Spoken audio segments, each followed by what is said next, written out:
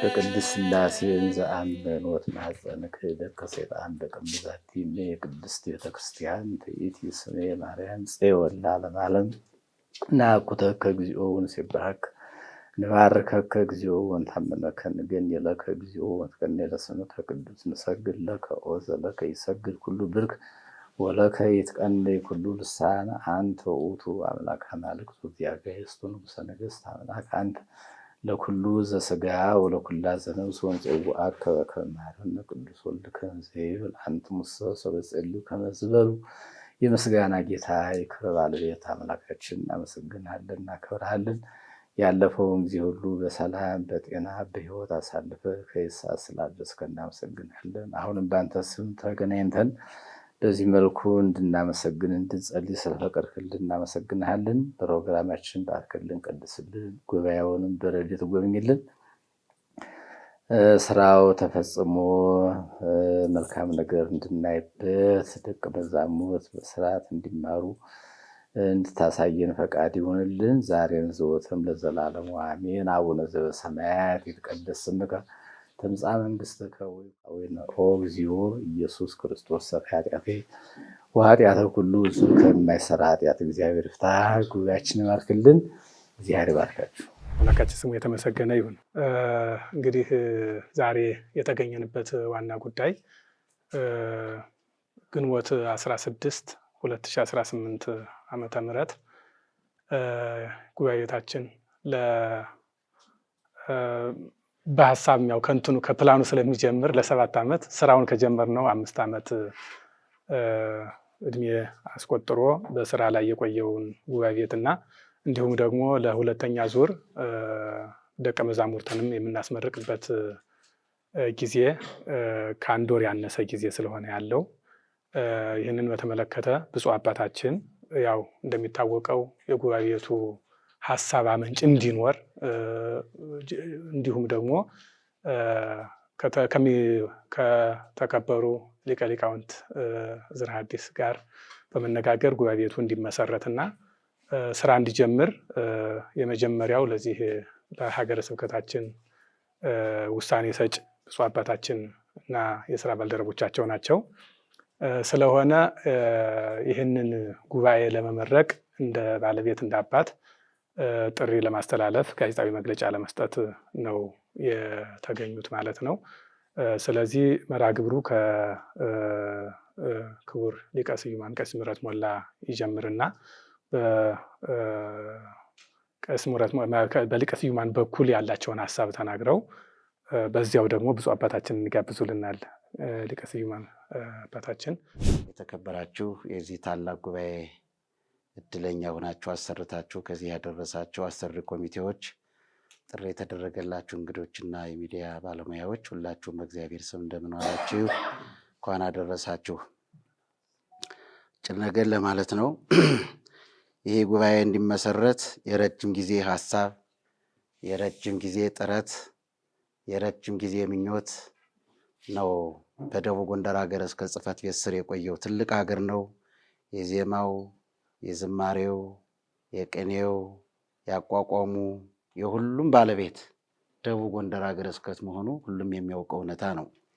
ነገር ግን ደግሞ የዚህ የመጽሐፍ ጉባኤ ቤት በታላቁ ደብራችን ደብረ ሃይማኖት መካነ ኢየሱስ ብቻ ሲካሄድ የቆየ በመሆኑ እሱም ደግሞ ለዚህ ትልቅ ሀገረ ስብከት በቂ ባለመሆኑ በዚህ በዋና በርዕሰ ከተማው እንዲህ አይነት ትልቅ ምስክር ጉባኤ ቤት ሀገረ ስብከቱ ከፍቶ ይህን ማስኬድ፣ ይህን ማየት፣ ይህን ጉባኤ ማስፋት ይፈልግ ነበርና በዘመናት ሲነሳ ሲወድቅ የነበረ ሀሳብ ነው።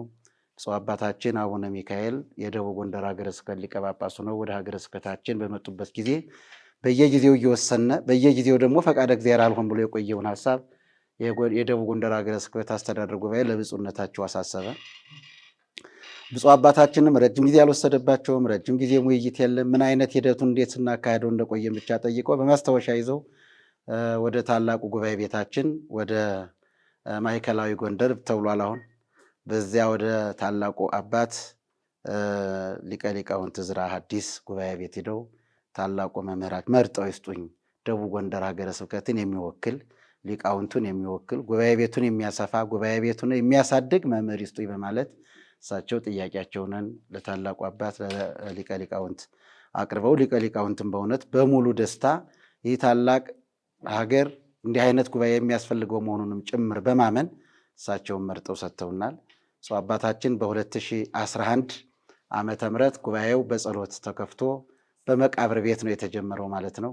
ብፁዕ አባታችን አቡነ ሚካኤል ወደ ሌላ ስራ ወደ ሌላ ቦታ ሲሄዱ አንጋፋው አባታችን ብፁዕ አቡነ ኤልሳ መጥተው በሰዓቱ እንዳይጉላላ ይሄ ነገር ተቋርጦ እንዳይቀር ጉባኤ ቤቱ በአዲስ የመሰረት ድንጋይ እንዲጣል ማለት እሳቸውን ወክለው ብፁዕ አቡነ ኤልሳ መጥተው የካቲት ወር ይመስለኛል የካቲት 17 ቀን 2013 ዓ.ም የመሰረት ድንጋይ ብፁዕ አቡነ ኤልሳ መጥተው ጥለው ዛሬ እግዚአብሔር ይመስገን በዚህ መልኩ ይህ ጉባኤ ተሰርቶ ለዚያ ቀን ጀምሮን ብዙ በርካታ ሊቃውንትን አፍርቶ ለአገልግሎት ያበቃ ትልቅ ጉባኤ ቤታችን ነው። ሀገረ ስብከታችንን በዚህ በእውነት እግዚአብሔር እናመሰግነዋለን። ብፁዕ አቡነ ሚካኤል የተከበሩ አባታችን መምህረ መምህራን እንኳን ደስ ያላችሁ ላለው በእውነት ዛሬ ስኬት መድረሳችን ዛፍ ስር ነው የጀመርነው። በጣም ማደሪያም የለም ነበር፣ የተማሪዎቹ እንቸጋገር ነበር።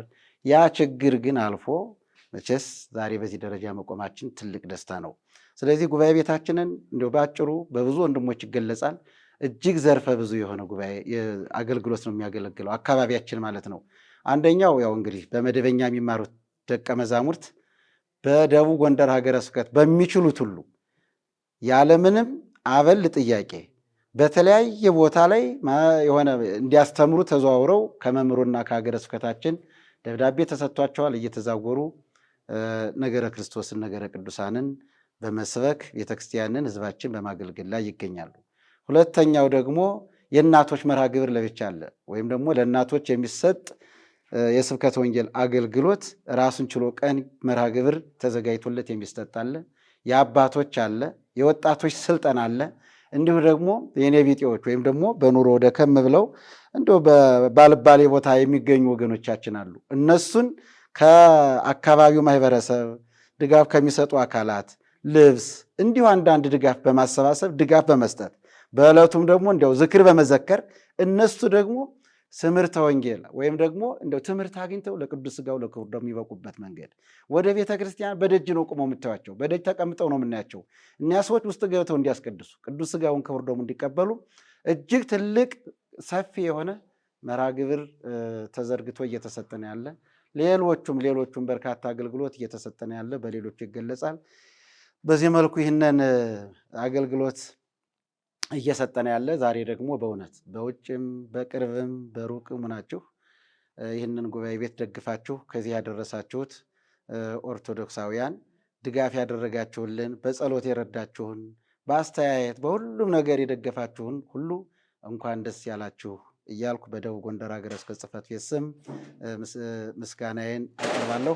ከዚህ በመቀጠል አሰሪ ኮሚቴዎቻችን በእውነት አንድ ቀን ልዩነት ሳይኖር አንድ ቀን ክፍተት ሳይኖር በሹክሹክታ ይመስላል እንጂ ይሄ ህንፃ ይሄ ግዙፍ የሆነ ህንፃ በዚህ መልኩ የተሰራ አይመስልም። ምንም አይነት አንድ ቀን ልዩነት ሳይኖር ወደፊት ወደኋላ ክፍተት ሳይኖር እከሌ አልሰራም ብሏል ደክሞኛል ብሏል ሳይባል በተለያየ ጉዳይ ራሳቸውንን አንድ አድርገው አንድ አካል አንድ አምሳል ሆነው ሰርተው ለዚህ ያደረሱትን የአሰሪ ኮሚቴዎች አሁንም በደቡብ ጎንደር ሀገረ ስብከት ጽሕፈት ቤት ስም እንኳን ደስ ያላችሁ እንኳን አደረሳችሁ ምስጋና አቀርባለሁ። ከምንም በላይ ደግሞ መምህራችን በእውነት ያው እንግዲህ ሲመጡ ምቹ ነገር አልፈጠርንላቸውም፣ ምቹ ነገር አልተገኘም። ያን መከራውን ታግሰው እስካሁን ድረስ ኮሚቴውን እየደገፉ አቅጣጫ እየሰጡ ባለተስፋዎችን እያቀረቡ ይህንን ታላቅ የሆነ ግንባታ ወይም ደግሞ ጉባኤ ቤት አስገንብተው ከዚህ አድርሰውልናል። መምህረ መምህራንንም በደቡብ ጎንደር ሀገረ ስብከት ጽሕፈት ቤት ስም ታላቅ ምስጋና አቀርባለሁ። ሌላውን ጊዜ እንዳልሸፍን እንግዲህ የዛሬ ወር ግንቦት 16 ቀን ይመረቃል። ዛሬ ግንቦት ቅዳሜ ቀን ይሆናል። ዛሬ ቅዳሜ ቀን 15 ቀን ይሆናል አይደል? 15 ቀን ይሆናል። በዚህ ሰዓት ከዚህ ቦታ ከዚህ ጉባኤ ቤት ሁላችሁም ተገኝታችሁ በደስታ እንድንመርቀው በደቡብ ጎንደር ሀገረ ስብከት ጽሕፈት ቤት ስም ጥሪዬን አስተላልፋለሁ። አመሰግናለሁ። ብፁዕ አባታችን እንኳን ደስ ያለው። ዛሬም ላለ ለዘላለም ለሚኖር ለአብ ለወልድ ለመንፈስ ቅዱስ ለቅድስት ድንግል ማርያም ክብር ምስጋና ይድረስ። ብፁዕ አባታችን አቡነ ሚካኤል በኢትዮጵያ ኦርቶዶክስ ተዋሕዶ ቤተክርስቲያን የደቡብ ጎንደር ሊቀ ጳጳስ እና የቅዱስ ሲኖዶስ አባል የብፁዕ አቡነ ቅዱስ መርቆሬዎስ መታሰቢያ ኮሌጅ የበላይ ጠባቂ ክቡር ሊቀ ስዩማን ቀሲስ ሞላ ምህረት የደቡብ ጎንደር ዋና ስራ አስኪያጅ፣ ክቡር መምህረ መምህራን የኔታ በጻለሙ የዚህ ጥንታዊና ታሪካዊ ቦታ የአራቱ ጉባኤያት ምስክር መምህር፣ የተከበራችሁ የዚህ ጉባኤ ታዳሚ የሆናችሁ ሁላችሁም በልዑል እግዚአብሔር ስም እንደምን አደራችሁ። እንግዲህ እንደተነገረው ሁሉ አምላካችን መድኃኒታችን ኢየሱስ ክርስቶስ ወደዚህ ዓለም ሲመጣ የመጀመሪያው ስራ የሰራው የሰዎችን አእምሮ ማልማት ነው።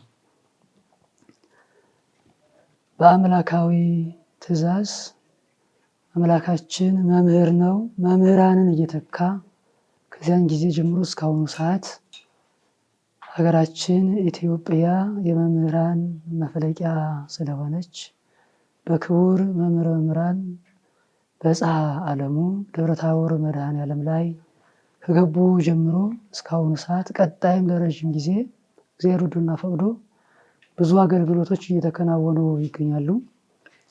እንደው ብዙውን ትቼ በአጭሩ በ2018 እኔ ካየኋቸው እይታዎች አንዱ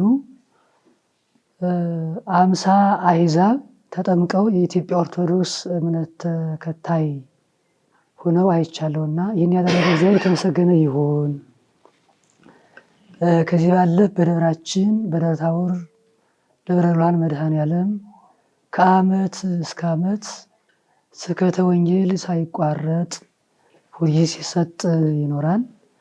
ከዚህም አልፎ መነሻው ይሄ ሲሆን ምንጩ ስለሆነ በተለያየ አቅጣጫ ደቡብ ጎንደርን ወክለው ደቀ መዛሙርቱ የስምሪት መርሃ ግብር የተደረገላቸው በብዙ መንገድ ብዙ አሕዛብን እያሳመኑ እያጠመቁ የእግዚአብሔር ልጆች እያደረጉ እናገኛለንና የሚያደረገ እግዚአብሔር ነው። እግዚአብሔር የተመሰገነ ይሁን።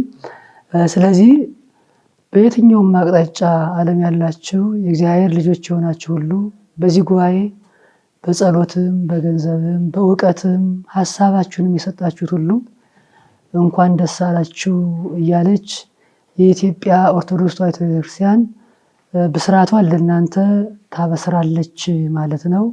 ደስታው ምንድነው?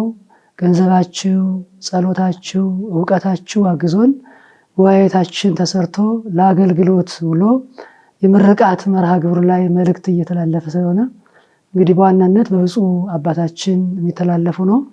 ግን እኛም ደግሞ ያቅማችን ለመወከል ያክል በ2018 ግንቦት 16 ቀን ከ15 ከ16 ባለው የምርቃት መርሃ ግብር ስላለ መታችሁ እንድትመረቁልን እያለች ቤተክርስቲያን መልእክቷን ታስተላልፋለች ማለት ነው። እግዚአብሔር የተመሰገነ ይሁን።